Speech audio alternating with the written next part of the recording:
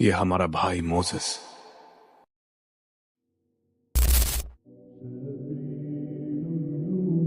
آیت نمبر 103 سے onward almost 70 آیات صرف حضرت موسیٰ علیہ السلام اور ان کی قوم اور فرعون سے متعلق ہے. اور یہ قرآن حکیم کا ایک بہت انٹرسٹنگ پورشن ہے، کیونکہ سورۃ الاعراف میں وہ واقعات جو اجمالاً بیان ہوئے تھے سورۃ البقرہ کے اندر، ان کی تفصیلات یہاں پر آئیں گی. مثال کے طور پر وہاں پر اللہ تعالیٰ نے بنی اسرائیل کے اوپر جو عذابوں کا ذکر کیا تھا، سورہ النساء کے اندر بھی آیا کہ ان کو ہم نے بندر اور خنزیر بنا دیا. یہاں پہ وہ اصحاب سبت کا واقعہ بھی آ جائے گا کہ اس واقعے کے سبب یہ ہوا. اسی طریقے سے فرعونیوں کے ساتھ جو جادوگروں والا معاملہ ہوا حضرت موسیٰ علیہ السلام کے مقابلے پہ وہ لے آئے، اس کا بھی تفصیلی ذکر آئے گا. ثم بعثنا من بعدهم موسیٰ بآیاتنا. پھر جب اتنے انبیاء کا ہم نے جو ذکر کیا، اب دیکھیں اللہ تعالیٰ نے باقی سب کو جنرل کور کیا ہے. میں نے آپ کو بتایا تھا کہ تفصیلی حالات جو ہے نا وہ 6 پیغمبروں کے یہاں آئے ہیں قرآن میں. حضرت نوح علیہ السلام، صالح علیہ السلام، نوح علیہ السلام، ہود علیہ السلام، صالح علیہ السلام، یہ ترتیب ہے ان کی. یہ 3 پری ابراہیمک ہیں. اور اس کے بعد پھر حضرت ابراہیم علیہ السلام تو خیر سینٹر میں ہے، ان کا تو تفصیلی ذکر ہے ہی ہے. اور اس کے بعد شعیب علیہ السلام اور موسیٰ علیہ السلام اور ساتھ ہارون علیہ السلام بھی کر لیں اور لوط علیہ السلام. یہ ٹوٹل 7 بن گئے. 3 آپ کہہ لیں پری ابراہیمک ہیں اور 3 پوسٹ ابراہیمک ہیں. اور ان میں سے بھی لوط علیہ السلام کا تو آلموسٹ زمانہ حضرت ابراہیم علیہ السلام والا ہی ہے. ہاں شعیب علیہ السلام جو ہے وہ حضرت ابراہیم کی اولاد میں سے ہے. موسیٰ علیہ السلام بھی حضرت ابراہیم کی اولاد میں سے، ظاہر بنی اسرائیل ہے. سلیمان علیہ السلام ہاں وہ بھی خیر، لیکن وہ ایک رسول کی حیثیت سے نہیں، وہ نبی کی حیثیت سے آئے تھے. ثم بعثنا من بعدهم موسیٰ بآیاتنا. اور پھر ہم نے بھیجا ان کے بعد موسیٰ کو اپنی نشانیوں کے ساتھ الی فرعون وملئہ، فرعون کی طرف اور اس کے درباریوں کی طرف، اس کے جو وہاں پر سردار تھے. فظلموا بها، تو انہوں نے انکار کر دیا.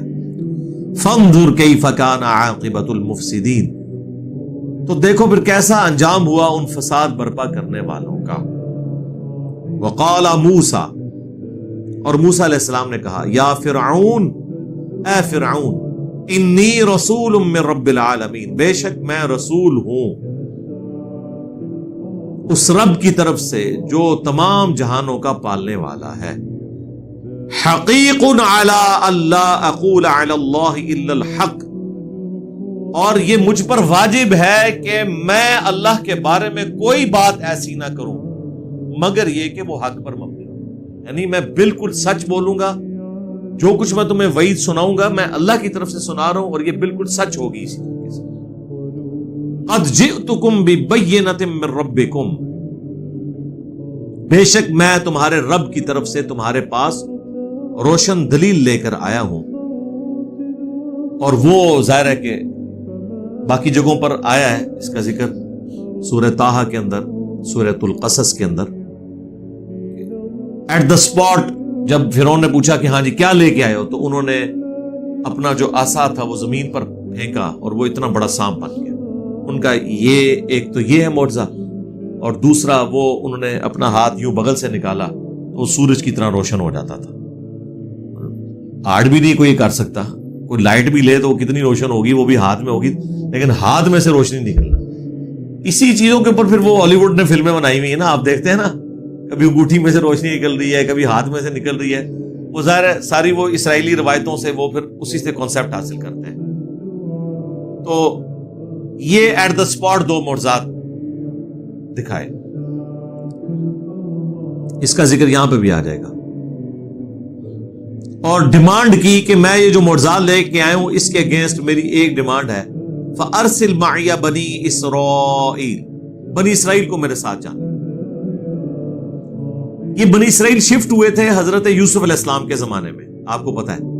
جب یوسف علیہ السلام وہاں چلے گئے، اللہ نے وہاں پہ انہیں ایک حکمرانی عطا فرما دی، تو پھر انہوں نے اپنے بھائیوں کو، اپنے ماں باپ کو وہاں پہ بلا لیا، وہاں پہ آپ سمجھ لیں یہ ایک ایلیٹ کلاس میں تھے، یعنی اشرافیہ میں شامل ہو گئے، حکومتی لیول کے اوپر ڈیسیژن کرتے تھے وقتی طور پہ، لوگ ظاہر ایمان بھی لے آئے۔ پھر آلموسٹ 300 سال کے بعد وہاں پر جو ہے نا، وہاں کی جو نیشنل موومنٹ تھی نا، وہ اتنی کامیاب ہوئی کہ ایسا انقلاب آیا کہ بنی اسرائیل کو انہوں نے اپنا غلام بنا دیا۔ انہوں نے کہا کہ یہ لوگ شام سے آ کے ہم پہ قابض ہوئے ہیں، اس سرزمین کے رہنے والے تو ہم ہیں، تو ہم ان سے ان کا ملک چھینیں گے۔ ظاہر ہے وہ چھین لیا، پھر ظاہر ہے انہوں نے چھیننا ہی تھا۔ جب آپ کی حرکتیں اس قسم کی ہوں پھر اللہ کی مدد تو نہیں آتی۔ مسلمانوں سے نہیں، تاتاریوں نے چھین لیے ملک، کلونیل پاورز نے چھین لیے۔ سیم وہی انالوجی ہے، اس زمانے میں بھی ایسا ہوتا تھا۔ تو پھر حضرت موسیٰ علیہ السلام کو اللہ تعالیٰ نے ان کا ہادی اور منجی بنا کے، نجات دہندہ بنا کے بھیجا۔ اور خیر بنی اسرائیل کو بھی یہ بات پتا تھی کہ ہم نے جب یہ غلامی کا دور دیکھنا ہے، اس کے بعد اللہ تعالیٰ نے ہمیں نجات دینی ہے وقت کے پیغمبر کے ذریعے، اور وہ اس پیغمبر کے انتظار میں ہوتے تھے۔ اسی وجہ سے فرعونیوں کو بھی یہ بات پتا تھی، تو وہ ان کے جو بچے پیدا ہوتے تھے انہیں قتل کروا دیتے تھے اور بچیوں کو زندہ رکھتے تھے، کہ تاکہ کوئی ایسا بچہ ہی نہ پیدا ہو کہ جو یہ کام کرے۔ وہ تو پھر اللہ کی سنت ہے، اللہ نے موسیٰ علیہ السلام کو فرعون کے گھاری جو ہے وہ پرورش دلائی، اور وہ انشاءاللہ اگلی صورتوں میں اس کا ذکر آئے گا۔ موسیٰ علیہ السلام کے تو تفصیلی واقعات ہیں۔ ہماری تو خواہش تھی کہ ایران والے حضرت موسیٰ علیہ السلام کے اوپر بھی فلم بناتے ہیں، مجھے پتا چلا ہے کہ شاید انہوں نے اب شروع کی ہے۔ یوسف علیہ السلام پہ تو آلموسٹ 45 قسطوں میں بنی ہے نا، یہ تو 100 سے اوپر بن جائیں گی، کیونکہ حضرت موسیٰ علیہ السلام کے واقعات تو بہت زیادہ ہیں۔ یوسف علیہ السلام کے واقعات تو ایک سورت کے اندر ہی آئے ہوئے ہیں نا۔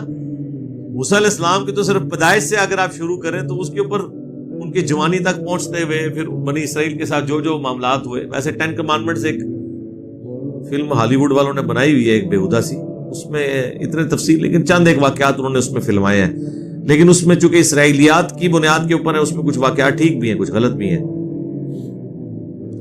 تو ڈیمانڈ یہ ہے کہ یہ جو بنی اسرائیل کو تو نے غلام بنایا ہوا ہے نا پچھلے 300 سال سے، ان کو میرے ساتھ بھیج دے، ہم تیرا ملک چھوڑ دیتے ہیں، ہمیں غلامی سے تو نجات دو نا۔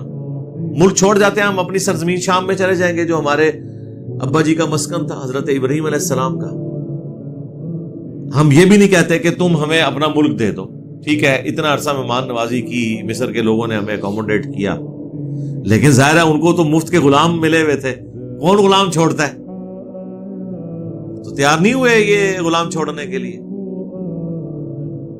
قال ان كنت جئت بآية فأت بها ان كنت من الصادقين۔ تو فرعون نے کہا کہ اگر تم واقعی لائے ہو نا کوئی ایسی نشانی تو پیش کرو اگر تم سچے ہو۔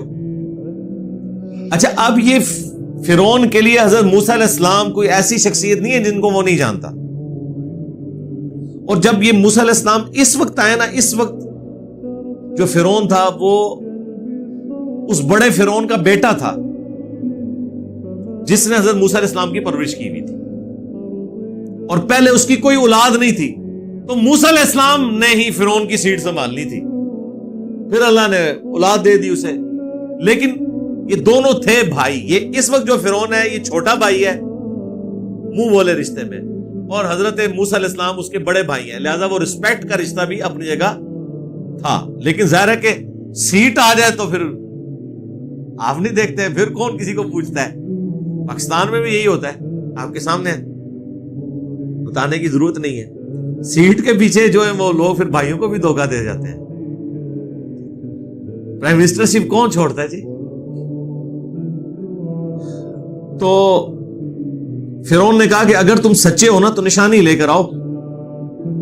فَأَلْقَى عَصَاهُ، تو موسیٰ علیہ السلام نے اپنا عصا پھینک دیا۔ فَإِذَا هِيَ ثُعْبَانٌ مُبِينٌ، تو اتنا بڑا وہ کھلا اژدہا بن گیا۔ یہ نہ سمجھے کوئی چھوٹا سا کوئی سانپ تھا، اتنا بڑا اژدہا وہ بن جاتا تھا۔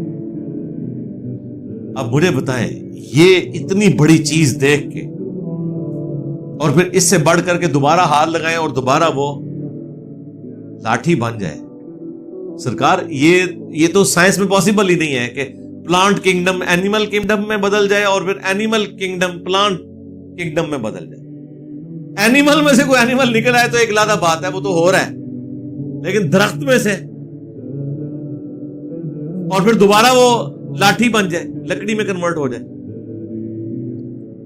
وَنَزَعَ يَدَهُ فَإِذَا هِيَ بَيْضَاءُ لِلنَّاظِرِينَ, اور پھر انہوں نے یوں کر کے اپنا گریبان سے جب ہاتھ نکالا ہے تو بہت زیادہ سفید روشن ہو گیا دیکھنے والوں کے لیے. اب جہاں پہ چھوٹی چھوٹی شمعیں جل رہی ہوں وہاں پہ حضرت موسیٰ علیہ السلام جب یوں ہاتھ نکالیں اور ہزاروں واٹ کی لائٹ اس کا مقابلہ نہ کر سکے اور ہاتھ میں سے نکل رہی ہو,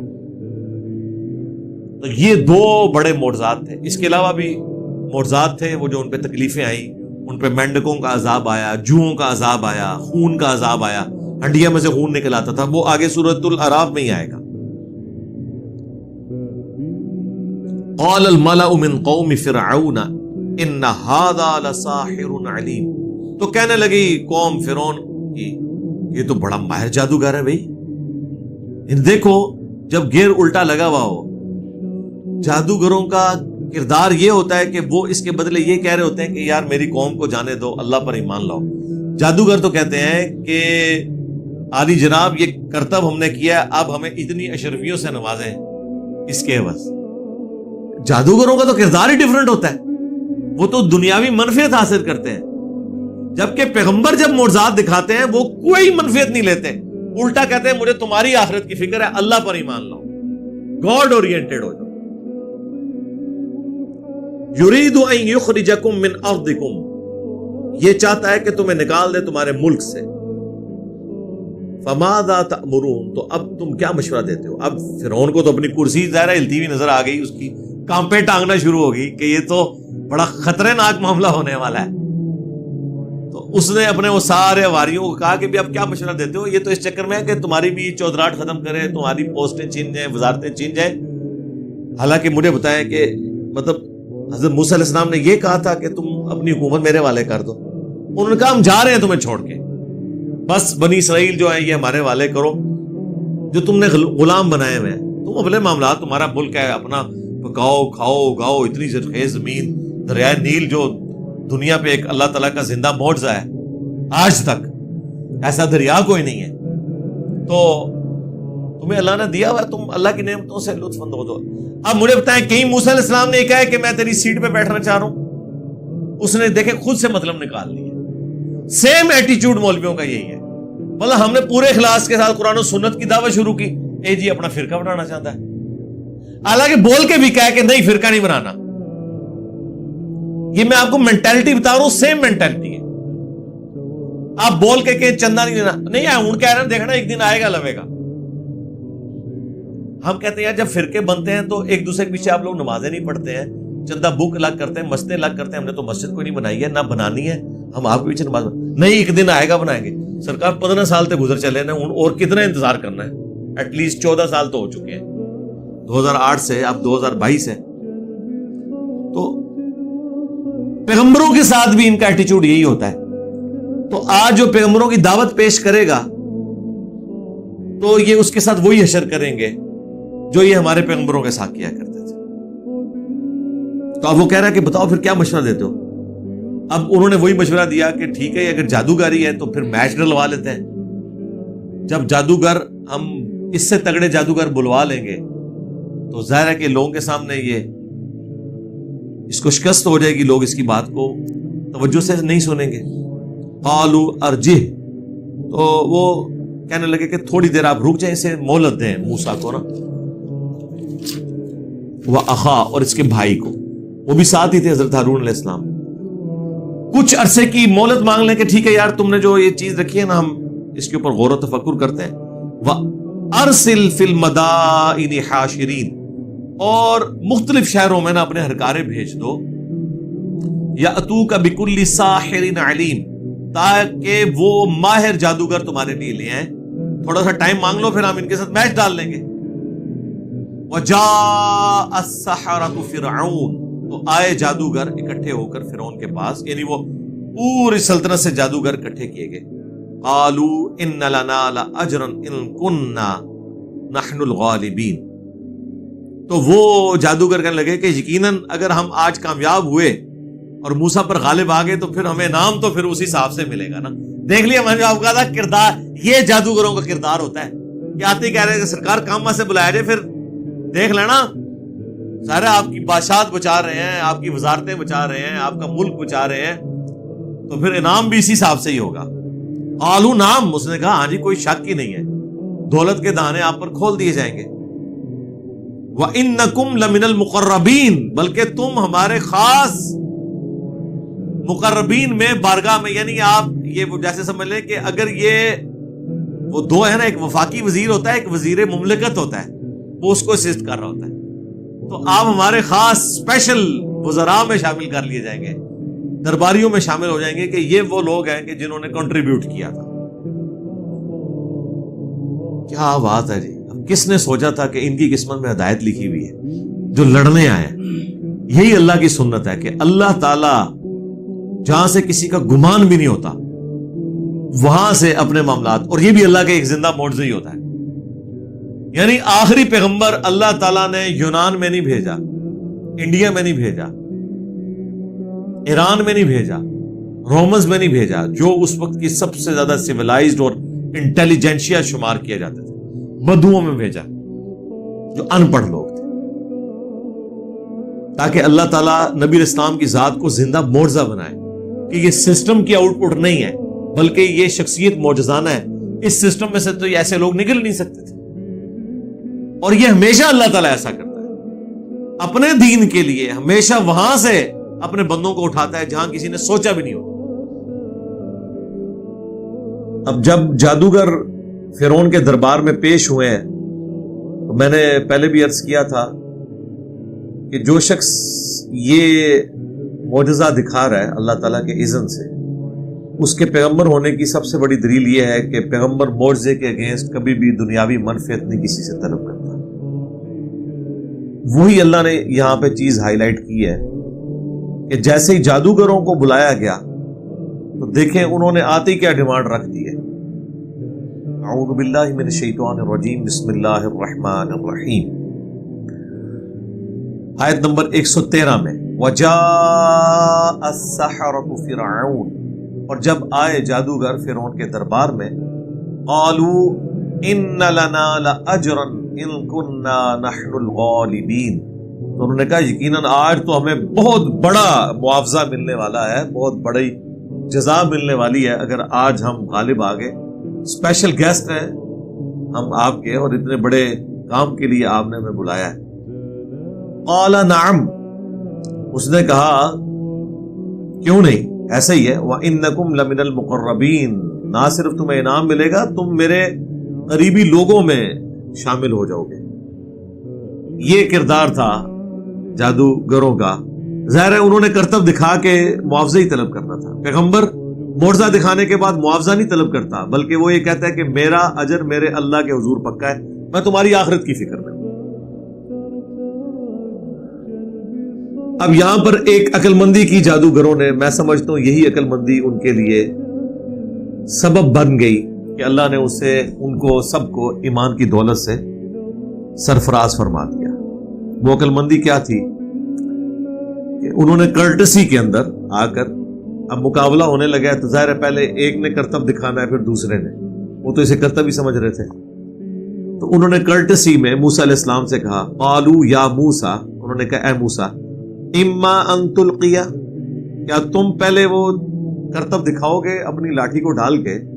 ان کی نظر میں تو کرتب ہی تھا. وَإِمَّا أَن نَّكُونَ نَحْنُ الْمُلْقِينَ، اگر ایسا نہیں ہے تو آپ اگر اجازت دیں تو ہم سٹارٹ ہم کرتے ہیں، پہلے آپ کو موقع دیتے ہیں، سروس آپ کروا لیں. ٹھیک ہے. اب یہ چاہے انہوں نے کرٹسی میں بات کی، بہرحال یہ ایک پیغمبر کا انڈائریکٹلی ادب تو ہو گیا اس کے اندر، اور اللہ تعالیٰ کو یہ چیز پسند آئی. قال القوا، تو موسیٰ علیہ السلام نے کہا نہیں تم دکھا لو جو کچھ تم نے دکھانا ہے، ڈالو. فلما القوا سحروا اعین الناس، جب انہوں نے اپنی وہ رسیاں، سورہ طٰہٰ میں آتا ہے انہوں نے رسیاں پھینکی، اور یہاں پر ہے کہ جو کچھ بھی تھا انہوں نے ڈالا لوگوں کی آنکھوں کے سامنے، جادو کر دیا لوگوں کی آنکھوں پر. پریکٹیکلی وہ رسیاں انہوں نے سانپ نہیں بنائی تھی بلکہ نظروں کا دھوکا تھا، ایلوژن تھا. وہ تو سورۃ الحج میں اللہ تعالیٰ نے فرمایا کوئی ایک مکھی نہیں پیدا کر سکتا، سانپ بنانا تو بہت بڑی بات ہے. وَاسْتَرْهَبُوهُمْ، اور وہ سب لوگ جو ہیں خوف زدہ ہو گئے یہ دیکھ کے. وَجَاءُوا بِسِحْرٍ عَظِيمٍ، اور وہ بہت بڑا جادو اپنی طرف سے تو لے کر آئے تھے. ظاہر ہے کہ لوگ تو خوف کھا کے، لوگ تو پہلے تیار بیٹھے ہوتے ہیں متنفر ہونے کے لیے. بہت کام لوگ ہیں جو اپنی عقل کو استعمال کرتے ہیں. ایک دوسری جگہ آتا ہے کہ حضرت موسیٰ علیہ السلام بھی دل میں خوف کھا گئے، کیونکہ یہ واقعہ کئی جگہ ہے، سورۃ القصص کے اندر، سورہ طٰہٰ کے اندر، سورہ ہود کے اندر، سورہ یونس کے اندر. تو موسیٰ علیہ السلام کیوں خوف کھا گئے؟ اس لیے ہم اگر اس کا ادب والا مفہوم سمجھیں تو یہ ہے کہ وہ خوف اس چیز سے کھا گئے کہ میں نے بھی یہی کچھ کر کے دکھانا تھا جو انہوں نے دکھایا، تو اب ان میں اور میرے میں فرق کیا رہ گیا؟ لوگ کیا سوچیں گے؟ یہ بھی جادوگر اور وہ بھی جادوگر. وہ خوف انہیں لوگوں کے گمراہ ہونے کا تھا، اور ظاہر انسان تھے، ایک پیغمبر رقیق القلب بھی ہوتا ہے، اس وجہ سے وہ دل میں خوف کھا گئے کہ جو میرا معجزہ تھا وہی انہوں نے کر دکھایا. دوسرا، اگر ہم بے ادبی والا معنی لیں تو یہ ہے کہ وہ رسیاں دے کے حضرت موسیٰ علیہ السلام بھی ڈر گئے کہ بھئی یہ کیا انہوں نے کر کے دکھا دیا ہے، اب میرا کیا بنے گا. ظاہر ہے یہ تو ایک بعید ہے معنی. جو میں نے پہلا معنی بیان کیا بعض لوگوں کو اس میں بھی گستاخی نظر آئے گی، لیکن اسی کے اندر آپ کے عقیدے کی سچائی چھپی ہوئی ہے کہ موسیٰ علیہ السلام کو اس وقت تک بھی یہ نہیں پتا تھا کہ اب اس کا اینڈ رزلٹ کیا ہونا ہے. موسیٰ علیہ السلام تو یہ سوچ رہے ہوں گے کہ انہوں نے بھی یہ دکھایا، میں بھی دکھا دوں گا، زیادہ تھا کہ جدہ وڈا ہویا وہ جیت گیا. ٹھیک ہے، یہ تو موسیٰ علیہ السلام کے دماغ میں بھی نہیں تھا کہ جو اس لاٹھی سے اشدھا بنے گا وہ ان کی رسیوں کو جو بظاہر سام نظر آ رہی ہیں نگل جائے گا. اینڈ رزلٹ ان کو پتا ہوتا اگر تو وہ خوف نہ کھاتے.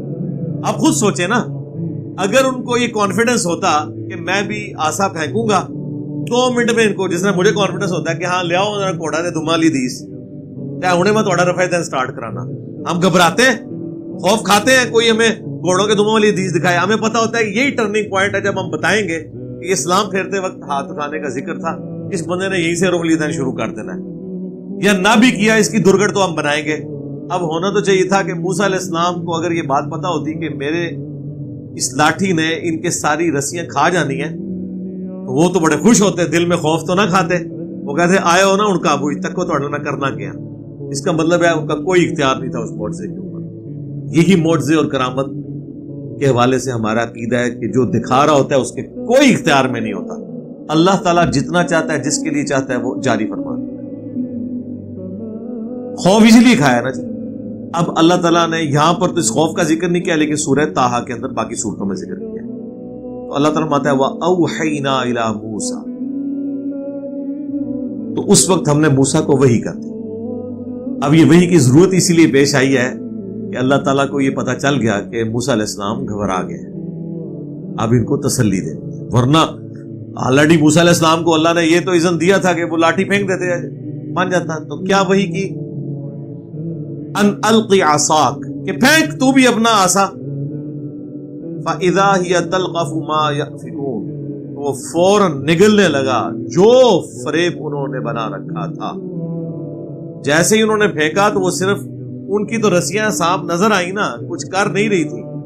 انہوں نے جب پھینکا تو وہ سارے کے سارے ان کو نگل گئے.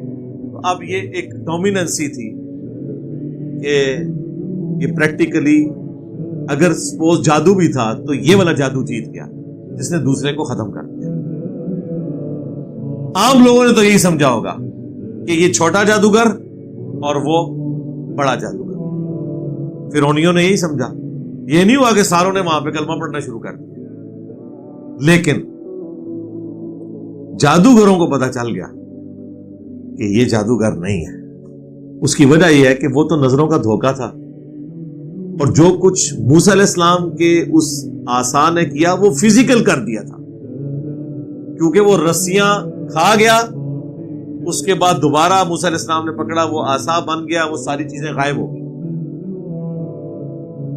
یہ ایک پریکٹیکلی کر کے دکھا دیا. نظروں کے دھوکے میں تو یہ ہو سکتا ہے کہ آپ سانپ پھینکے، رسی بن جائے، رسی سانپ غائب تو نہیں ہوگی نا، کوئی فزیکل چیز تو وہاں پہ موجود ہی رہے گی نا. لیکن وہ فزیکل چیز بھی کھا گیا تو کھانے والا ظاہر ہے کہ وہ پھر فزیکلی اس چیز کو غائب کر رہا ہے. یہ کوئی کیمرے کا کمال تو ہے نہیں ہے. آج تو ہو سکتا ہے ڈیوڈ کاپرفیلڈ یہ کر لے گا سب کچھ، لیکن وہ کیمرے میں آپ اس کو اس طریقے سے ایڈجسٹ کرتے ہیں، فزیکلی نہیں ہوا ہوتا. اسٹیچو آف لبرٹی غائب کر دیا، ٹرینیں غائب کر دی، بوئنگ جہاز غائب کر دیا. کیمرے کا سارا کمال ہوتا ہے. پچھلے دنوں میری ویڈیو بھی ریکارڈ ہوئی ہے جب مفتی منیب الرحمان صاحب نے میرے بارے میں مضمون لکھا کہ یہ کشف اور کرامات اور معجزات کا منکر ہے. اپنی طرف سے چیزیں بنا کے، ہم نے معجزوں کا کیوں منکر ہونا ہے؟ آپ نے جو کہانیاں کرائی ہم ان کے منکر ہیں. جو قرآن و سنت میں ثابت ہیں چیزیں، معجزات انبیاء کے، ہم مانتے ہیں، ہمارے ایمان کا حصہ ہے. تو وہ جادوگر تو سمجھ گئے، اور یہ ایک نیچرل چیز ہے کہ جو بھی جس فیلڈ کا ایکسپرٹ ہوتا ہے نا، اسے یہ پتا ہوتا ہے کہ اس فیلڈ میں زیادہ سے زیادہ کیا ہو سکتا ہے. یعنی آج سائنس جس عروج پہ پہنچ چکی ہوئی ہے، ہمیں پتا ہے کہ زیادہ سے زیادہ ہم سائنس سے کیا کر سکتے ہیں.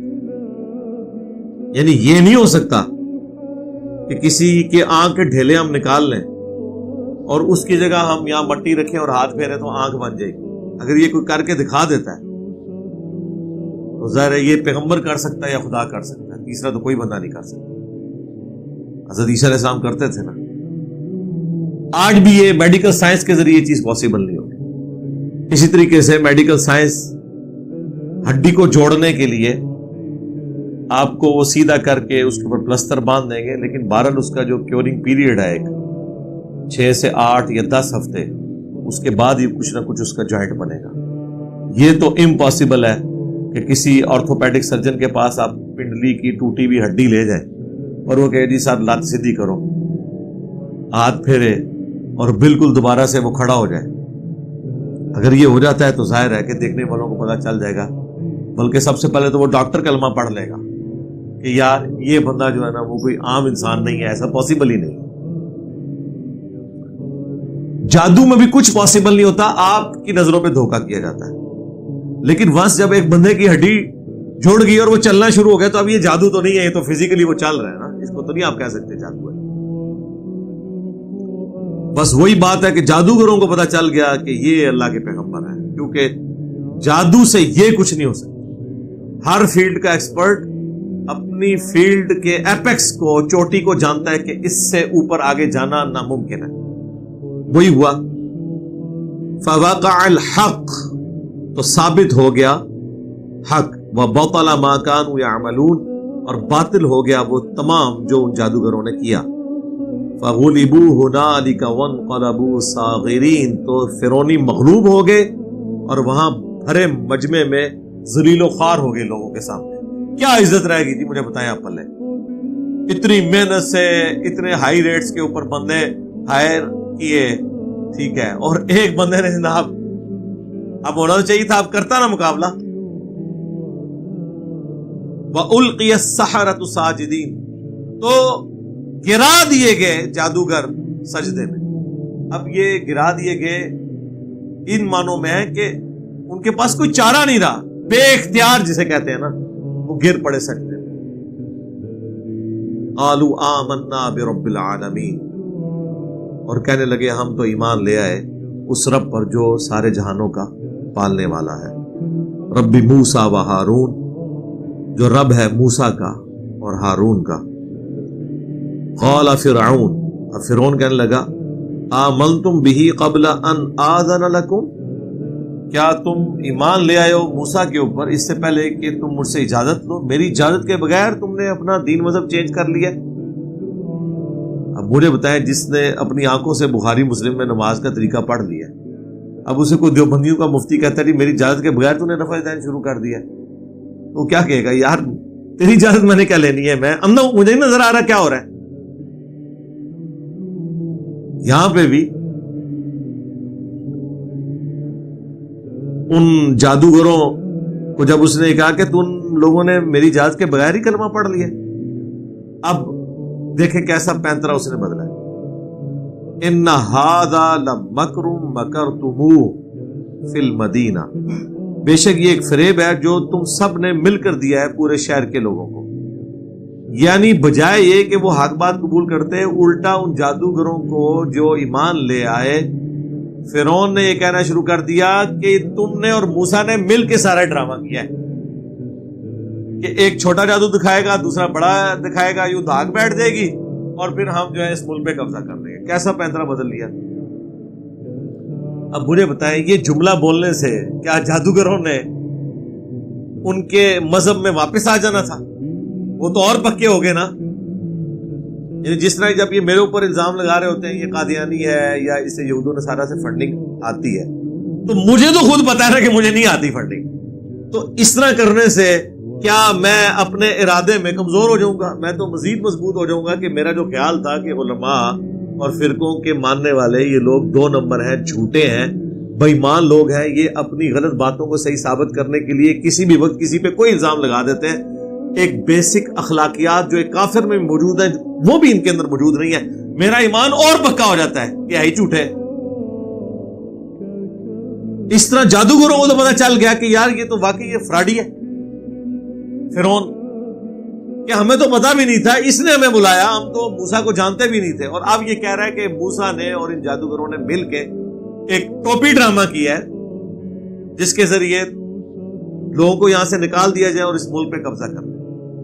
اب یہ فرعون جو ہے وہ دھاک بٹھا رہا تھا اصل میں اپنی عوام کے اوپر، کچھ تو کچھ جواب دینا تھا نا اس نے، کوئی نہ کوئی تو اس نے سازش کا ذکر کرنا تھا نا کہ یہ سازش ہوئی ہے۔ دیکھ لیں ہر زمانے میں جو پولیٹیشنز ہیں نا ان کے پاس یہی ہوتا ہے کہ یہ سازش ہوگی ہمارے خلاف۔ یہاں پہ مجھے کہا سازش ہوئی ہے لِتُخْرِجُوا مِنْهَا أَهْلَهَا، تاکہ یہاں کے جو اصلی باشندے ہیں ان کو نکال دیا جائے۔ فَسَوْفَ تَعْلَمُونَ، تو تمہیں عنقریب اس کا انجام معلوم ہو جائے گا جادوگروں جو تم لوگوں نے حرکت کی ہے۔ بہرحال اس میں کچھ خدشہ اس کا درست اس حوالے سے تھا کہ بنی اسرائیل تو وہاں کی حکمران تھی جب سے یوسف علیہ السلام وہاں شفٹ ہوئے تھے، اور اس وقت کا جو بادشاہ تھا وہ یوسف علیہ السلام کی بڑی عزت کرتا تھا، کافی عرصہ ان کی بادشاہت رہی ہے۔ پھر وہاں پہ ایک نیشنل موومنٹ اٹھی تھی کہ یہ باہر کے شام کے رہنے والے لوگ مصر پہ قابض ہیں، یہاں مصریوں کی حکومت ہونی چاہیے، اور وہ اتنی ڈومیننٹ ہوئی کہ انہوں نے بنی اسرائیل کو اپنا غلام بنا لیا اور خود وہ قابض ہو۔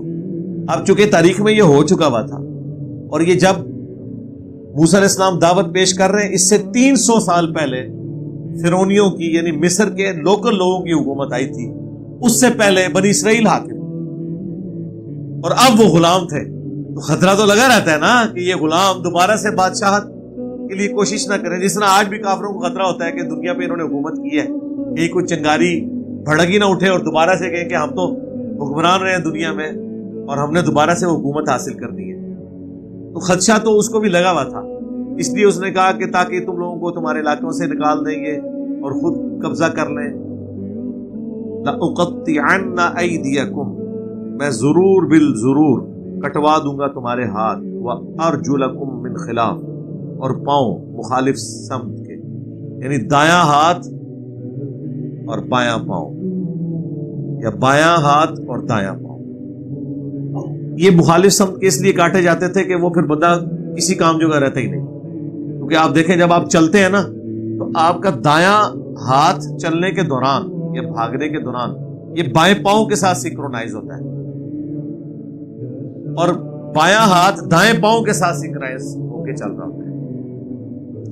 تو جب یہ مخالف سمت کے کاٹ دیے جائیں گے نا تو پھر آپ بھاگ نہیں سکتے۔ ویسے تو خیر دوسرے بھی ہوتا ہوں، لیکن یہ زیادہ ورسٹ کیس ہے۔ ثم لأصلبنکم، اس کے بعد میں ضرور تمہیں سولی دے دوں گا، اجمعین، تم سب کے سب۔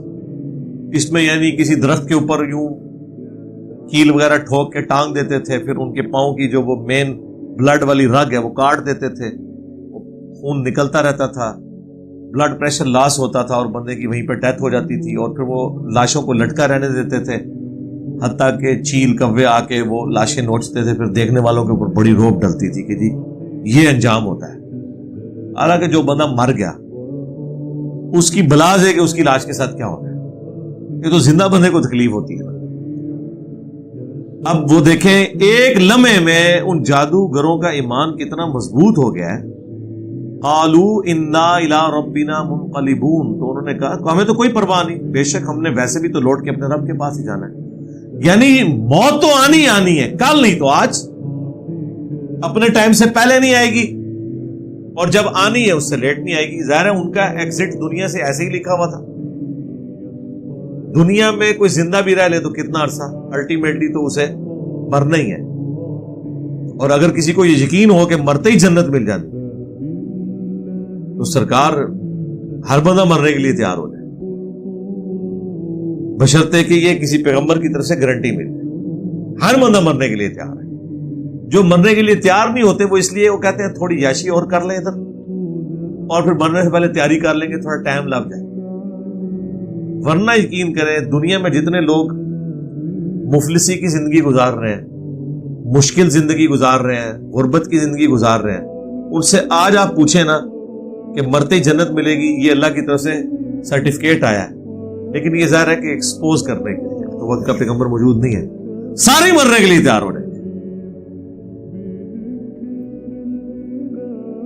وَمَا تَنْقِمُ مِنَّا إِلَّا أَنْ آمَنَّا بِآيَاتِ رَبِّنَا، کیا تو ہم سے اس بات کا انتقام لینا چاہتا ہے،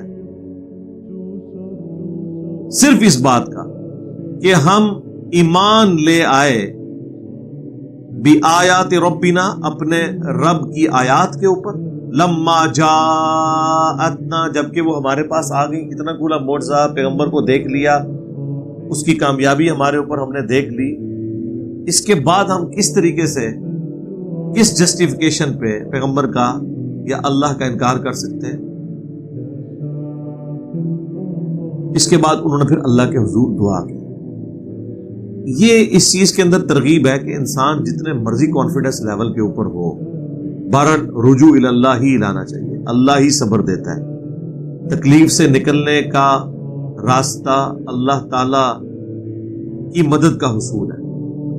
یہی دعا ہے جو مانگی تھی طالوت اور جالوت کی جنگ کے دوران اہل ایمان نے، اور یہی دعا یہاں پہ رپورٹ ہوئی ہے، ربنا افرغ علینا صبرا، اے رب ہمارے ہم پر صبر انڈیل دے۔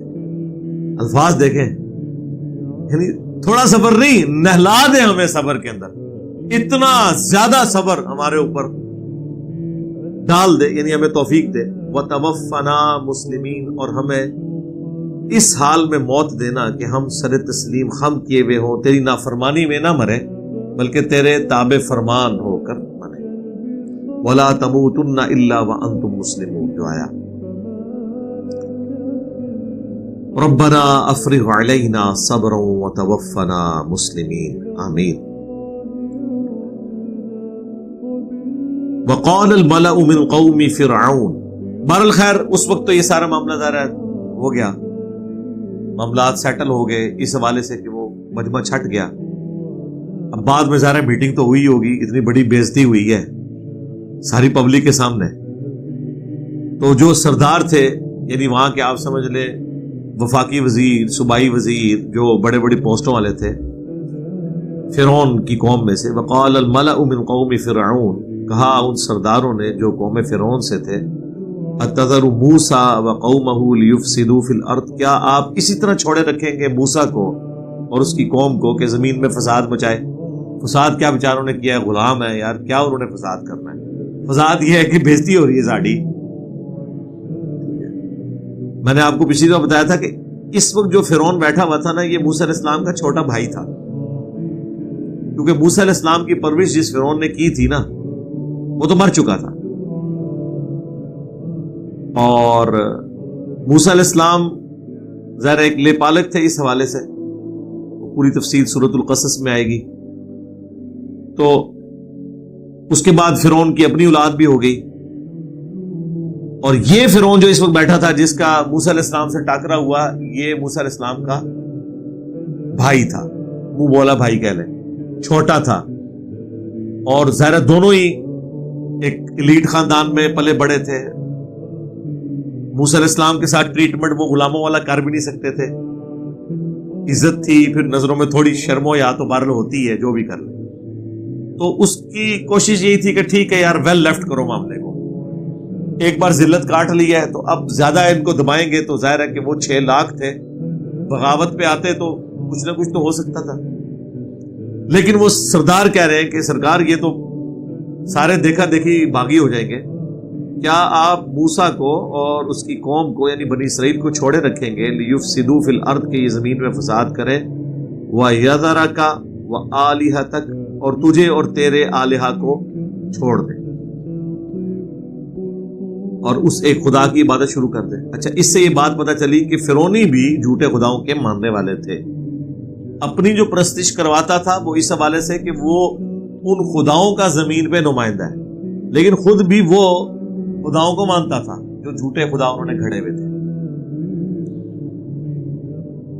اب جب انہوں نے ذرا پمپ کیا نا اس کو، تو اس نے کہا قال سنقتل ابناءہم، اس نے کہا ہم ضرور قتل کریں گے ان کے بیٹوں کو، وَنَسْتَحْيِي نِسَاءَهُمْ، اور عورتوں کو چلیں زندہ چھوڑ دیں گے، یہ مردانگی کے خلاف ہے، تاکہ ان کی مین پاور کبھی بڑھ ہی نہ پائے، ان کے مرد جتنے پیدا ہوں گے ان کو مار دیں.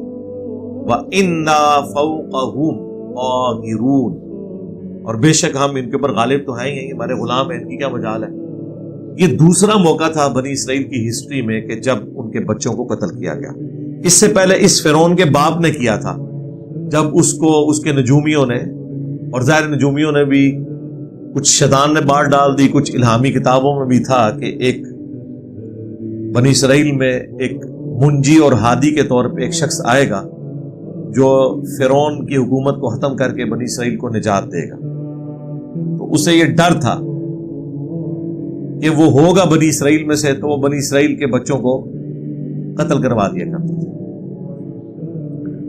بہرحال وہ اللہ نے معجزانہ طور پہ جس بچے کے ہاتھوں 300 سال کی حکومت فرعونوں کی ختم ہونی تھی، اس بچے کی پرورش فرعون کے گھر میں کروائی. یہ اللہ نے اپنی قدرت کا اظہار کیا کہ ٹھیک ہے تو نے یہ کرنا تھا، دیکھ پھر تیری ناک کے نیچے سب کچھ ہوگا اور تجھے پتہ بھی نہیں چلے گا. دوسری دفعہ پھر انہوں نے ارادہ کیا کہ ہم اس طریقے سے ان کی پرسیکیوشن کریں گے.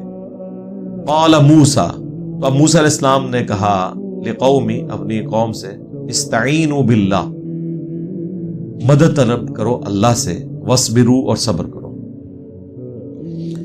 لیکن یہ مطلب بات کرنا تو آسان ہے، سننا بھی آسان ہے، عمل کرنا بڑا مشکل ہے. اب ہونا تو چاہیے تھا کہ بنی اسرائیل کہتی کہ حضرت آپ تو پیغمبر ہیں، ایک نگاہ مارو نا ذرا اور ہمیں اس تکلیف سے نجات دلا دو. لیکن نہیں، اللہ تعالیٰ نے جس کو تکلیف سے گزارنا ہے وہ تو گزارنا ہے. وَلَنَبْلُوَنَّكُمْ بِشَيْءٍ مِّنَ الْخَوْفِ وَالْجُوعِ وَنَقْصٍ مِّنَ الْأَمْوَالِ وَالْأَنفُسِ وَالثَّمَرَاتِ، ضرور بالضرور آزمائیں گے، خوف سے، بھوک سے، جان اور مال میں نقصان کے ذریعے. تو موسیٰ علیہ السلام کو تو پتا تھا کہ اب یہ تکلیف آنی ہے، تو وہ اپنی قوم کو صبر کی تلقین کرنا شروع ہو گئے. یہ دیکھیں میں نے استعینوا پڑھا ہے کیونکہ لقومہ پہ میں نے وقف کیا تھا. اگر کنٹینیوس پڑھیں گے تو لقومہ استعینوا باللہ واصبروا، ان الارض للہ، بے شک زمین تو اللہ کی ہے، یورثها من یشاء من عبادی، وہ وارث کر دیتا ہے اپنے بندوں میں سے جسے چاہتا ہے زمین کا. یعنی اس زمین کے اوپر اگر نافرمانوں کو حکومت ملی ہے تو بھی اللہ کی مرضی سے، اور اگر نیک بندوں کو حکومت ملی ہے تو وہ بھی اللہ کی مرضی سے. تم صبر کرو، عنقریب تمہیں بھی حکومت مل جائے گی، اور مل گئی پھر بعد میں. والعاقبۃ للمتقین، اور دنیا میں اگر نہ بھی ملے تو آخرت تو پرہیزگاروں کے لیے، وہ تو ہے ہی ہے نا. یہاں پہ کتنی بھی تکلیفیں کاٹ لی، موت تو خوشخبری کا پروانہ لے کر آ جائے گی اور ہمیشہ کی زندگی مقدر ہو جائے گی۔ اب انہوں نے جواب میں کیا کہا جو انسان کے اندر کی آواز ہوتی ہے، الٹا انہوں نے تانا دینا شروع کر دیا موسیٰ علیہ السلام کو۔ قالوا اوذینا من قبل، کہ موسیٰ پہلے بھی ہمیں تکلیف دی گئی تھی۔ مطلب کہنے کا مطلب ہے کہ تواڈے آنے نال کیا فرق ہوا ہے، کام تو اتھے ہی ہے، پہلے بھی ہمارے بیٹے قتل ہوتے تھے، تیرے آنے کے بعد تو ہم نجات کی فکر میں تھے، تکلیفیں تو ہمیں ویسے ہی آ رہی ہیں، فائدہ کیا ہوا؟ اوذینا من قبل، ہم پہلے بھی ستائے گئے تھے، ان تأتینا، کہ آپ ہمارے پاس آئے، ومن بعد ما جئتنا، اور اس کے بعد جو آپ ہمارے پاس لے کر آئے، یعنی آپ کے نبی ہونے کا ہمیں کیا فائدہ ہوا؟ اینڈ رزلٹ تو یہ ہے کہ پہلے بھی ہماری پرسیکیوشن ہو رہی تھی، اب بھی۔ بات تو ان کی بالکل ٹھیک تھی، لیکن ایک پہلو سے ٹھیک ہے، دوسرا پہلو یہ ہے کہ بھئی تم اللہ کے ماننے والے ہو، بنی اسرائیل کافر تو نہیں تھے، مسلمان تھے، تو خالی دودھ پینے والے مجنو تکلیفیں نہیں کاٹنی، یعنی اللہ تعالیٰ نے تمہیں مفت میں چھوڑ دینا ہے، ایسا تو نہیں ہوگا۔ اب موسیٰ علیہ السلام نے بڑا انٹلیکچوئل جواب دیا ہے اس تانے کے اوپر، میڑا مارنے ہوتے ویسے تو 295C لگتی سی پاکستان دے قانون دی، جو کچھ انہوں نے کیتا حضرت موسیٰ علیہ السلام کے ساتھ جو انہوں نے کیا۔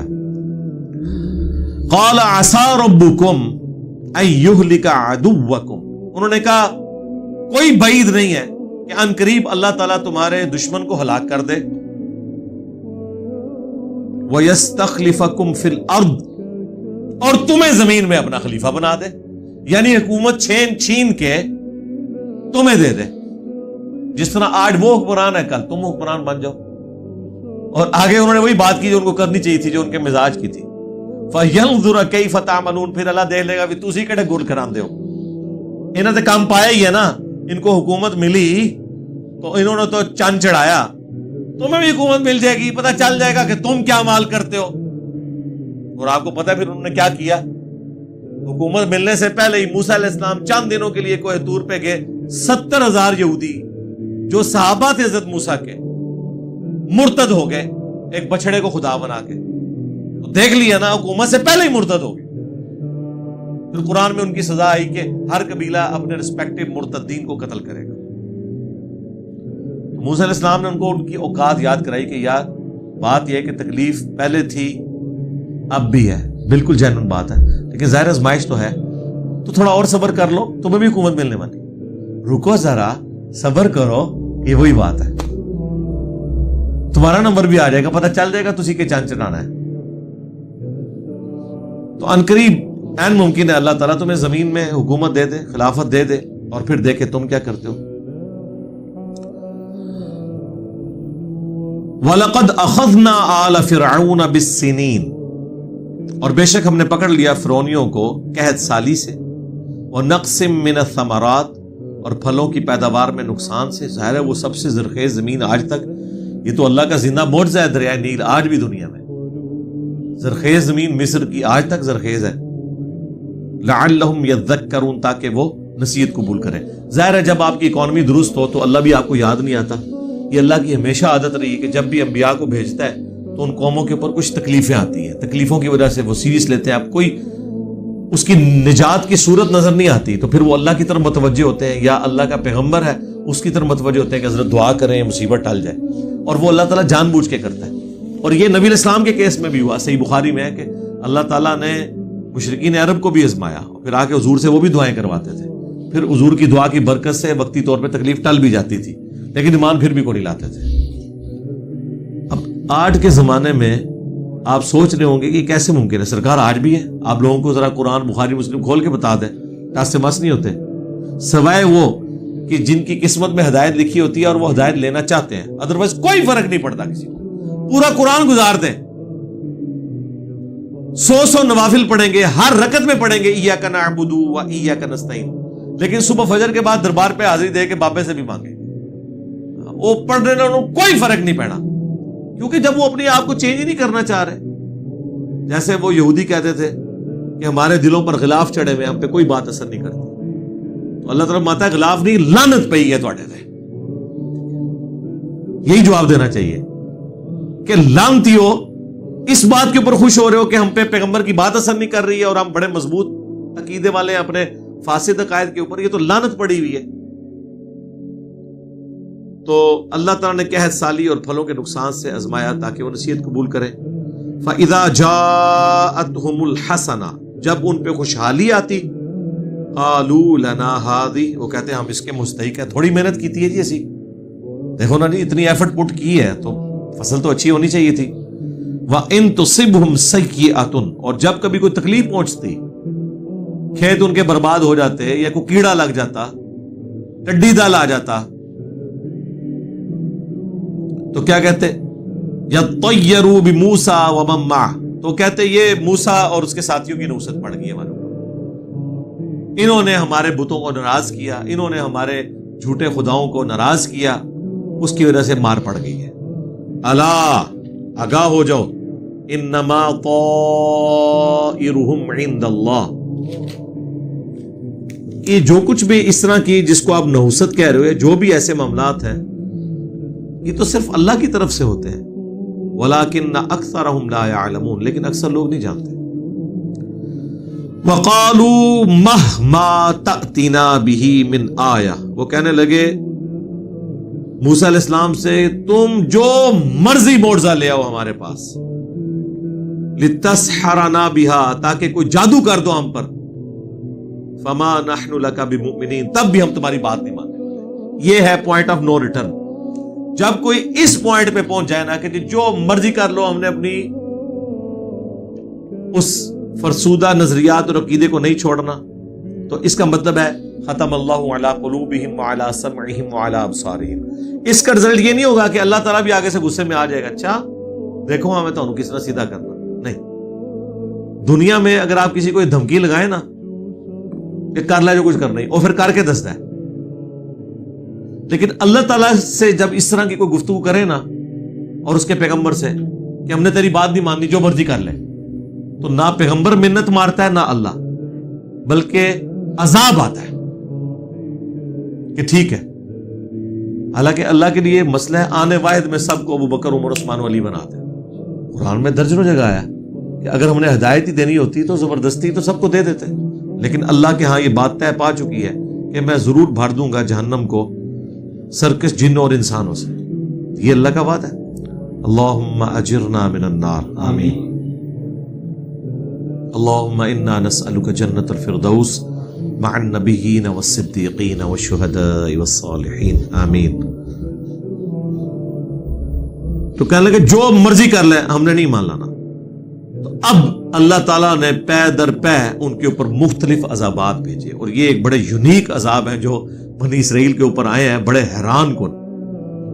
کیا ہے اب ذرا یہ گنتے جائیں کون کون سے عذاب آئے ہیں. فَأَرْسَلْنَا عَلَيْهِمُ الطُّوفَانَ طوفان کا عذاب آیا. اب ریگستانی علاقوں کے اندر طوفان کا عذاب آئے اور اتنے بڑے بڑے ریت کے پہاڑ, ان کے نیچے آپ کے مکان دب جائیں, جو کھانے والی چیزیں اس میں بھی ریت گھس جائے, اور جھکڑ کی وجہ سے آپ کا جو فصل والا معاملہ ہے, ہلکی سی لو چلتی ہے, کہتے ہیں اس دفعہ وہ پھول گر گئے اور آم کی پیدائش اچھی نہیں ہونی.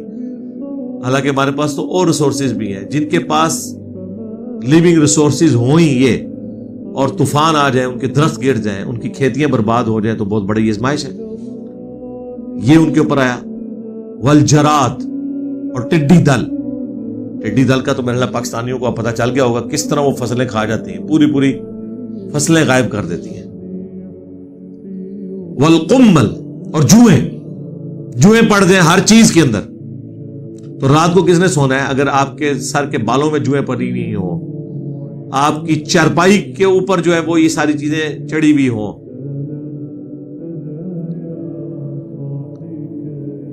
والضفادع اور مینڈک, ہنڈیا میں سے مینڈک پھدکتے ہوں, ہر جگہ مینڈک ہی مینڈک پھر رہے ہوں.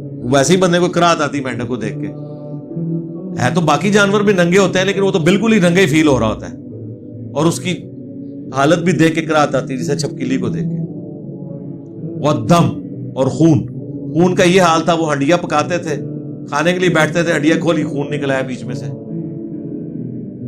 پکایا کچھ اور تھا, جو چیز بھی شوربے کی جگہ خون نکلا ہے. آپ بھی ذرا مجھے بتائیں نا, آپ کو تو گوشت کی جگہ دال دے دے تو آپ کا موڈ آف ہو جاتا ہے، اور آپ کو گوشت کا بتا کے اینڈ پہ ہنڈیا کھولے اس میں سے خون نکل آئے، شوربے کی جگہ خون نکل رہا ہو، تو کیا حالت ہوگی؟ اور ہر گھر میں ایسا ہو. ایک تو ہے نا کہ ہم نہیں ہنڈیا پکا لیں گے، لیکن جب اللہ کا عذاب آیا ہوا ہے کوئی بھی ہنڈیا پکائیں گے وہ خون بن جانی ہے. آیات مفصلات، یہ واضح نشانیاں تھیں، الگ الگ آئیں باری باری. فاستکبروا، بس وہ تکبر کرتے تھے. وکانوا قوما مجرمین، اور وہ ایک پیشہ ور مجرم قسم کی قوم تھی. اب یہ جب عذابات آتے تھے تو ان کا اس وقت ایٹیچیوڈ کیا ہوتا تھا؟ اس وقت وہ بندے کے پتر بن جاتے تھے. مینڈکوں کا عذاب آ گیا. اچھا اس کے اوپر اب فلمیں بھی بن چکی ہوئی ہیں، ویسے انہوں نے پریکٹیکلی وہ کر کے یہ ساری چیزیں دکھائی ہیں.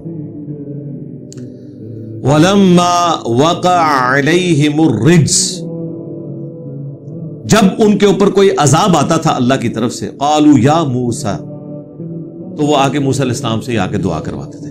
یار اب اس بندے سے تم دعا کروانے آ رہے ہو تو اب تو تمہیں یقین آ جانا چاہیے کہ اللہ کا پیغمبر ہے، کہ تم سب فیل ہو گئے ہو اس تکلیف کو ٹالنے میں، اور اس شخص کے پاس جا رہے ہو کہ جس نے اپنے رب سے دعا کروا کے تمہاری تکلیف ٹالنی ہے، تو اس رب پہ ایمان کیوں نہیں لاتے؟ تو کہتے ادعو لنا ربک بما عہد عندک، دعا کیجیے اپنے رب کے حضور جو عہد ہے آپ کا، آپ اللہ کے خاص بندے ہیں، اور رب بھی ہمارا نہیں جو تمہارا رب ہے، ماننا پھر بھی کوئی نہیں. نہ ان کشفت عنا الرجز، کہ اگر یہ تکلیف ہم سے دور ہو گئی نا، لنؤمنن لک، تو ہم ضرور آپ پر ایمان لے آئیں گے. وَلَنُرْسِلَنَّ مَعَكَ بَنِي إِسْرَائِيل، اور دوسرا یہ جو آپ بار بار ڈیمانڈ کر رہے ہیں، پہلے دن سے حضرت موسیٰ علیہ السلام کی ایک ہی ڈیمانڈ تھی کہ تم نے ایمان نہیں لانا، جاؤ جہنم میں، لیکن یہ جو 6 لاکھ بنی اسرائیل جو تم نے غلام بنائی یہ مجھے دے دو، میں ان کو ان کے آبائی وطن شام لے جاتا ہوں. آج کل یہی ہوتا ہے نا لوگوں کو، زیادہ مسئلہ حکومتوں کو، کہ یار یہ جو ہے وہ ہم اپنے ملک میں مہاجرین نہیں آنے دیں گے، ان کو نکال دیں، جس طرح برما کے مسلمانوں کے ساتھ انہوں نے کیا، ان کو نیشنلٹی کینسل کر دی. ابھی بھی کئی بنگالی ہیں جو کراچی بیٹھے ہوئے ہیں، ان کو نیشنلٹی نہ پاکستان کی ہے نہ بنگلہ دیش قبول کرتا ہے. یہ بہت بڑا مسئلہ ہے. تو الٹیمیٹلی اگر ایک کوئی بندہ ان میں منجی آتا ہے اور وہ کہتا ہے کہ ٹھیک ہے یار جتنے پاکستان کے اندر اس طرح کے مہاجر ہیں میرے والے کرو، میں ان کو لے جاتا ہوں ادھر سے، تم اپنی اکانومی سنبھال لو، تو بالکل تیار ہونا چاہیے. تو یہ فرعونی کیوں نہیں تیار ہوئے؟ اس لیے کہ وہ سارے غلام تھے، انڈیپینڈنٹ نہیں تھے، وہ مفت کے ملازم تھے. ان کے اپنے ملازم کون چھوڑتا ہے؟ اتنی بڑی مین پاور جن کے ذریعے انہوں نے اتنے بڑے بڑے پیرامڈز بنوائے، یا باقی اپنے کام نہریں جاری کروائیں، ڈیمز بنوائے، یہ سارے کام، اور ایک سستی لیبر ان کو اویلیبل تھی. لیکن جب عذاب آتا تھا تو کیا کہتے تھے؟ اگر یہ تکلیفیں ہم سے دور ہو گئی ہم ضرور ایمان لے آئیں گے تم پر، اور جو تمہاری خواہش ہے نا کہ بنی اسرائیل کو تم لے کے جانا چاہتے ہو شام میں، ابراہیم علیہ السلام کے مسکن میں لے جانا، اجازت ہے. اب وہ دعا کر دیتے موسیٰ علیہ السلام، دعا کی برکت سے عذاب ٹل جاتا. اور دیکھیں ایک دفعہ نہیں ہوا یہ، اللہ تعالیٰ نے فرمایا ہم نے یہ سارے عذابات وقتاً فوقتاً بھیجے. یعنی پہلے طوفان آیا، دعا کروائی، ٹل گیا، پھر منکر ہو گئے. دوسرا موقع اللہ نے دیا، ٹڈی دل آیا، دعا کروائی، ٹل گیا. تیسرا موقع دیا، جوئیں، اس کے بعد پھر مینڈک، اس کے بعد خون. یہ سارے عذابات وقتاً فوقتاً آتے تھے، ہر دفعہ وہ وعدہ کر کے مکر جاتے تھے.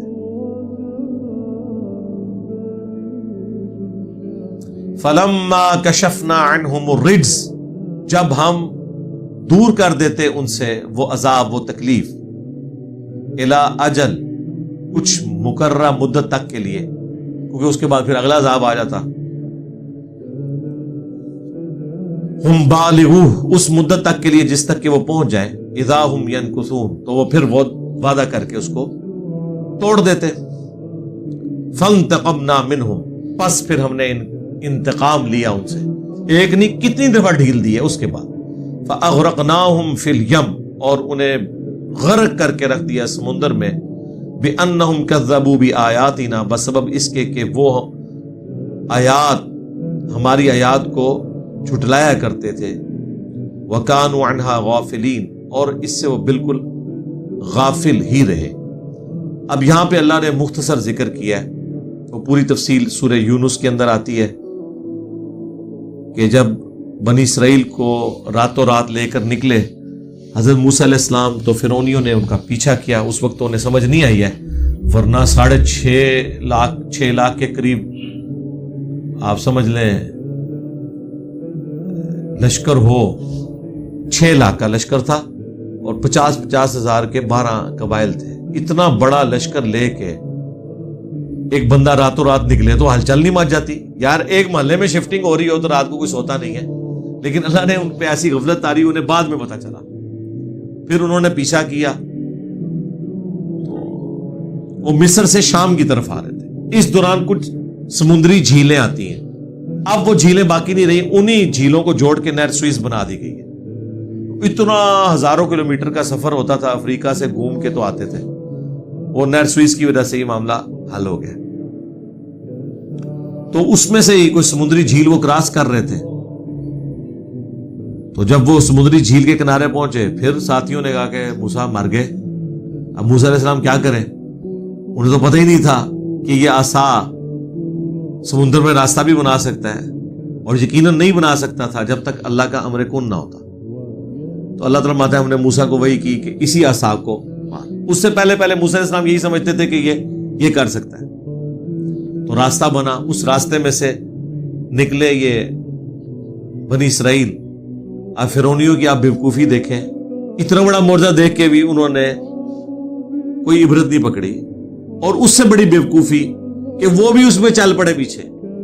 ادھر سے ہی سمجھ جانا چاہیے تھا کہ تمہاری نظر میں جس جادوگر نے اور ہماری نظر میں معجزے نے، جو سورہ یونس میں آتا ہے کہ 2 بڑے بڑے پہاڑ پانی کے بن کے دونوں طرف، ظاہر ہے وہ راستہ یوں بنا، ایک کر دکھایا ہے. وہ کسی وقت آرڈر کرے تو دوبارہ پانی مل سکتا ہے، تو ہمارا کیا بنے گا؟ بس وہی ہوا، ان کی قسمت میں غرق ہونا لکھا تھا. پھر سورہ یونس میں آیا کہ جب وہ اسے غوطہ آیا، سارے غرق ہو رہے تھے، اس وقت وہ پھر پکارا کہ میں بنو اسرائیل کے رب کے اوپر ایمان لاتا ہوں. لیکن اللہ تعالیٰ نے فرمایا آن، اب ایمان لے کر آیا، موت کے وقت جب سب کچھ دیکھ لیا اب کوئی فائدہ نہیں ہے، اور اسے تباہ و برباد کر دیا گیا. اور پھر اللہ تعالیٰ نے فرمایا کہ آج کے دن ہم تیرے جسم کو نجات دے دیں گے تاکہ آنے والوں کے لیے عبرت بنے. وہ آج بھی میوزیم کے اندر اس کی وہ ممی رکھی ہوئی ہے. تو اللہ تعالیٰ فرماتا ہے کہ ہم نے پھر انتقام لیا، ان سب کو غرق کر دیا سمندر میں، وہ سمندری جھیل میں. بِأَنَّهُمْ كَذَّبُوا بِآيَاتِنَا، اس لیے کہ وہ ہماری آیات کو جھٹلاتے تھے. وَكَانُوا عَنْهَا غَافِلِينَ، اور اس سے غفلت میں تھے. وَأَوْرَثْنَا الْقَوْمَ الَّذِينَ كَانُوا يُسْتَضْعَفُونَ، اور ہم نے وارث بنا دیا اسی قوم کو جو حقیر سمجھے جاتے تھے مصر کے اندر. مشارق الارض ومغاربها التي باركنا فيها، اس زمین کے شرق و غرب کا مالک بنا دیا جس میں ہم نے برکت رکھی تھی. وہ برکت والی زمین سورہ بنی اسرائیل میں آیا ہے، شام کی سرزمین، زرخیز سرزمین. لیکن یہ ایک دم نہیں ہوا، اب یہ اس میں بہت لمبا ٹائم پیریڈ لگا ہے. اس کے بعد موسیٰ علیہ السلام کو اللہ تعالیٰ نے کوہ طور پہ بلایا، وہاں سے تختیاں لے کر آئے، پیچھے سے یہ مرتد ہو گئے، اور پھر توبہ والا معاملہ ہوا. پھر اللہ تعالیٰ نے وحی کی کہ موسیٰ علیہ السلام اپنے ساتھیوں کو لے کے جائیں شام. ہم نے آپ کو سرزمین پلیٹ پہ رکھ کے نہیں دینی، وہاں پہ کافروں کا قبضہ ہے، آپ کو جہاد اور قتال کرنا پڑے گا. وہ جب جہاد کی باری آئی تو سارے ہی پیچھے ہٹ گئے. 6 لاکھ میں سے 6 بندہ بھی نہیں نکلا، صرف 2 بندے نکلے، حضرت ہارون اور یوشع ابن نون، جوشوا یا یوشع ابن نون. اور پھر اس کی وجہ سے اللہ تعالیٰ کو ان پہ جلال آیا. سورۃ المائدہ میں یہ گزر چکا ہے. اللہ تعالیٰ نے پھر کہا کہ اب بنی اسرائیل کے لیے سزا ہے کہ 40 سال تک اسی ریگستان کی زمین میں بھٹکتے پھریں گے، شام نہیں پہنچ سکتے آپ. حالانکہ کتنا فاصلہ تھا، 40 سال تک وہیں پہ بھٹکتے رہے. وہاں تو قبرستان اتنے آباد ہو گئے، مر گئے وہیں پہ، بلکہ نئی نسل پیدا ہو گئی، جوان ہو گئی. ان کو پھر یہ تھوڑی شرم آئی کہ ہمارے آباء و اجداد نے انبیاء کے ساتھ یعنی ایک خیانت کی تھی، دھوکہ کیا تھا. موسیٰ علیہ السلام بھی فوت ہو گئے. اسی وجہ سے وہ صحیح مسلم میں آتا ہے نا کہ میں نے شب معراج سرخ ٹیلے کے پاس موسیٰ علیہ السلام کی قبر دیکھی، وہ قائم یصلی فی قبری، وہ اپنی قبر میں نماز پڑھ رہے تھے. موسیٰ علیہ السلام کی قبر پھر وہ راستے میں، چونکہ موسیٰ علیہ السلام اسی ریگستان میں فوت ہوئے، ان کو وہیں دفنا دیا گیا، کیونکہ اس زمانے میں مزار تو نہیں بنائے جاتے تھے نا، یہ تو آپ نے بنایا نا معاملات، ورنہ تو وہ لاش لے کے شفٹ ہوتے وہاں پہ. پر وہیں پہ دفنا دیے گئے. اس سے پہلے حضرت ہارون علیہ السلام فوت ہو گئے، موسیٰ علیہ السلام بعد میں فوت ہوئے. پھر موسیٰ علیہ السلام نے فوت ہونے سے پہلے جو یوشع ابن نون تھے انہیں اپنا خلیفہ مقرر کیا، اللہ نے انہیں پیغمبر بھی بنا دیا. پھر وہ جب پیغمبر بنے اور اس وقت بنی اسرائیل جو ٹف ماحول کی عادی تھی ریگستانی، انہوں نے کہا کہ حضرت ایک دفعہ ہمیں موقع دیں کہ ہم جہاد کریں اور اپنے آباء و اجداد کی سرزمین حاصل کریں. پھر جہاد کیا، پھر اللہ تعالیٰ نے وقتاً فوقتاً شام کی فتوحات ان کو دیں اور پھر الٹیمیٹلی بنی اسرائیل آباد ہوگی دوبارہ سے. لیکن یہ پورا جو معاملہ ہے نا، یہ آپ سمجھ لیں آدھی سے زیادہ صدی کے اوپر محیط ہے، جس کو اللہ تعالیٰ نے فرمایا کہ ہم نے انہیں وارث کر دیا. اتنی آسانی سے وارث نہیں ہوئے تھے. یہ نہ سمجھیں کہ آج فرعون ڈوبا ہے تو کل جو ہے وہ بنی اسرائیل نے حلف لے لیا اور وہ وزیر جتنے آپ کو نظر آ رہے تھے، کوئی کسی نے وزارت سنبھالی ہوئی ہے معیشت کی اور کسی نے جناب خزانے کی، نہیں، وہ مر کھپ کے سارے اگلی نسلاں میں جا کے یہ سب کچھ ہوا. وَتَمَّتْ كَلِمَةُ رَبِّكَ الْحُسْنَى عَلَى بَنِي إِسْرَائِيل، اور پورا ہو گیا تمہارے رب کا وعدہ، ایک اچھا وعدہ بنی اسرائیل کے اوپر جو اللہ تعالیٰ نے فرمایا تھا. کیا؟ کہ فرعون سے نجات دوں گا اور تمہیں عنقریب حاکم بنا دوں گا. بما صبروا، بوجہ کس کے کہ انہوں نے صبر کیا، یعنی وہ تکلیف سے گزرے. یہ وہی چیز ہے، ان مع العسر یسرا، ان مع العسر یسرا. ہر مشکل کے بعد آسانی ہے، ہر مشکل کے بعد آسانی ہے. اور یہ ضروری نہیں کہ آسانی اسی پہ ہی آ جائے، آنے والی نسلوں کو بھی. ہم نے الحمدللہ یہ دعوت کا کام شروع کیا ہے، ضروری نہیں ہے کہ یہ اس ایپیکس کو ہماری زندگی میں پہنچے. ویسے تو اللہ کا شکر ہے جو کچھ ہو گیا ہے وہی اتنا بڑا ہے کہ ایک معجزانہ اور اللہ کی خاص کرامت ہوئی ہے. ابھی اس کے بعد پتہ نہیں کیا کچھ ہونے والا ہے، لیکن بہرحال وہ آہستہ آہستہ اللہ تعالیٰ کا ایک ڈیوائن پلان ہوتا ہے کہ کتنے عرصے میں اس کو مکمل کرنا ہے. ایک دن میں یہ سب کچھ نہیں ہوتا. کہاں نبی علیہ السلام نے دعوت شروع کی جب آپ کی عمر مبارک 40 سال تھی اور 13 سال گزر گئے، صرف 125 بندے مسلمان ہوئے. لیکن اگلے 10 سال کے اندر عرب کے اوپر مسلمانوں کو غلبہ مل گیا. اس سے اگلے 10 سال کے اندر اندر رومن اور پرشین امپائر دونوں بڑی سپر پاورز مسلمانوں کے پاس آ گئی. لیکن یہ ایک دن میں تو نہیں ہوا، 40-50 سال تو وہاں بھی لگ گئے ہیں. ٹائم تو لگتا ہے، ایک اللہ تعالیٰ کی سنت ہے. تو اللہ تعالیٰ ماتا صبر کے سبب اللہ تعالیٰ نے انہیں وعدہ پورا کر دکھایا اور انہیں وہ مالک کر دیا اس سرزمین کا. وَدَمَّرْنَا مَا كَانَ يَصْنَعُ فِرْعَوْنَ، اور ہم نے برباد کر دیا جو کچھ کیا کرتا تھا فرعون، وَقَوْمُهُ، اور اس کی قوم، وَمَا كَانُوا يَعْرِشُونَ، اور جو انہوں نے بلند مکان بنائے تھے سارے کے سارے وہی پڑے کے پڑے رہ گئے. وہ سورہ دخان میں آتا ہے کہ اتنی بستیاں ہیں وہ اب کھنڈرات بن چکی ہیں، وہاں پہ رہنے والے کوئی نہیں ہیں. تو اللہ تبارک و تعالیٰ نے انہیں تباہ و برباد کر دیا. آج ان کا ذکر بھی اس لیے ہوتا ہے کہ الہامی کتاب کے اندر موجود ہے، ادروائز تو ہمیں پتہ ہی نہ ہوتا کہ کتنی قومیں ہلاک ہو گئی، ان کی کیا ہسٹری تھی. یہاں پہ بھی آپ کے یہ کھنڈرات دیکھتے ہیں، ہسٹورین پھر آپ کو بتاتے ہیں فلاں قوم آباد تھی، اتنے سال رہی، پھر یہ ہو گیا. چاہے وہ ٹیکسلا کے کھنڈرات ہوں، موجو دڑوں کے ہوں کھنڈرات، بلکہ آپ جہلم شہر میں یہ قلعہ رتاس ہی دیکھ لیں، کسی زمانے میں یہ آباد تھا. شیر شاہ سوری کا نام تھا ایک اتنا بڑا، ہمایوں کو شکست دی ہوئی تھی مغل بادشاہ کو اس نے، کتنا طاقتور بادشاہ تھا، لیکن آج کھنڈرات ہے. تو یہ اللہ تعالیٰ کی سنت ہے کہ اللہ تعالیٰ معاملات لوگوں میں اس طریقے سے چلاتا رہتا ہے. اللہ تعالیٰ سے دعا ہے جو حق بات میں نے کہی اللہ تعالیٰ ہمارے دلوں میں راسخ فرمائے. اگر جذبات میں میرے منہ سے کوئی غلط بات نکل گئی تو اللہ تعالیٰ ہمارے دلوں سے دھو ڈالے، ہمیں معاف بھی فرما دے، ہمیں کتاب و سنت کی تعلیمات پر عمل کر کے دوسرے بھائیوں تک پہنچانے کی توفیق عطا فرمائے. سبحانک اللہم و بحمدک، اشہد ان لا الہ الا انت استغفرک واتوب الیک وما علینا الا البلاغ المبین. جزاکم اللہ خیرا.